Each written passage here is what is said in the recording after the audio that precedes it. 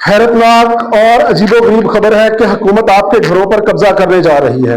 ये कोई यूट्यूबर का दावा नहीं है, विद प्रूफ ऐसी बातें हैं कि इस वक्त कौमी असेंबली पूरी तरह से तैयारी कर चुकी है और वो जो कानून है सेनेट के अंदर जा चुका है कि हर शहरी जो पाकिस्तान का ताल्लुक रखने वाला है उसके घर पर जब दिल चाहेगा कब्जा कर लिया जाएगा और अगर उसके खिलाफ कोई आवाज उठाएगा तो उसको 5 करोड़ रुपए जुर्माना भी अदा करना होगा।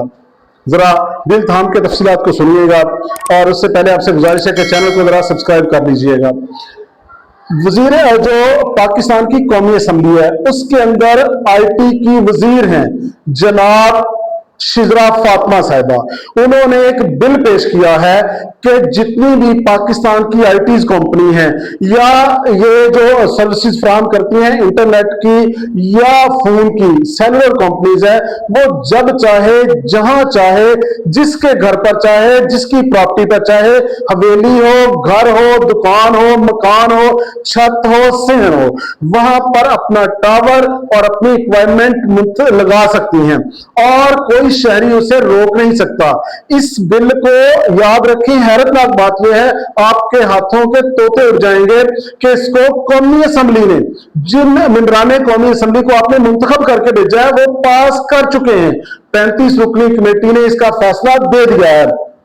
और अब ये जिस जगह पर आखिरी जगह पर बिल चला गया जहां इसने कानून बनना है वो है सेनेट। सेनेट के अंदर भी इस बिल को पेश कर दिया गया है। बिल क्या है कि कोई भी घर हो कोई भी दर हो कोई भी छत हो कोई भी मकान हो कोई भी दुकान हो, मालिक की मर्जी जरूरी नहीं है बल्कि मालिक अगर उसको वो टावर लगवाने से इक्विपमेंट लगवाने से इनकार करेगा तो मालिक को 5 करोड़ रुपए जुर्माना अदा करना होगा। और अब ये बिल जब सेनेट के अंदर चला गया है तो सेनेट के चेयरमैन है परवेज शाह खान, वो बहुत ज्यादा, वो कमेटी की चेयरमैन है सॉरी, वो बहुत ज्यादा परेशान और शॉकिंग हो गई हैं और वो कहती हैं कि वो कैसे लोग थे कौमी असेंबली के अंदर बैठे हुए, वो पाकिस्तान के पूरे इलाके से मुंतखब होने वाले एमएनएज जो कानून बनाने आए थे, क्या वो सारे के सारे अंधे थे या वो इतने ज्यादा जालिम हो चुके हैं कि गरीबों की अमीरों की सड़क पर घर में हर जगह कब्जा करने,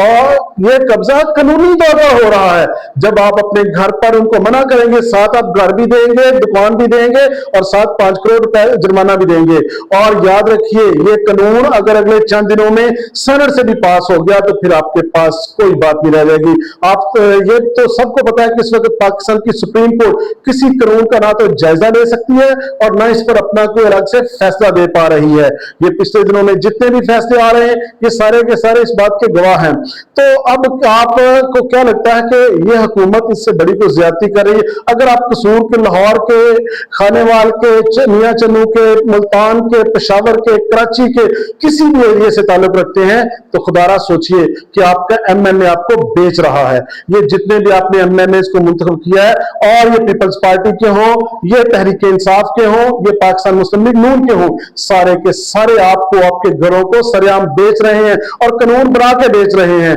और अगर ये चंद दिनों के अंदर कानून पास हो जाता है तो अपने के पास पाकिस्तानी सारे के सारे इतनी आसानी से बिक जाएंगे कि घरों से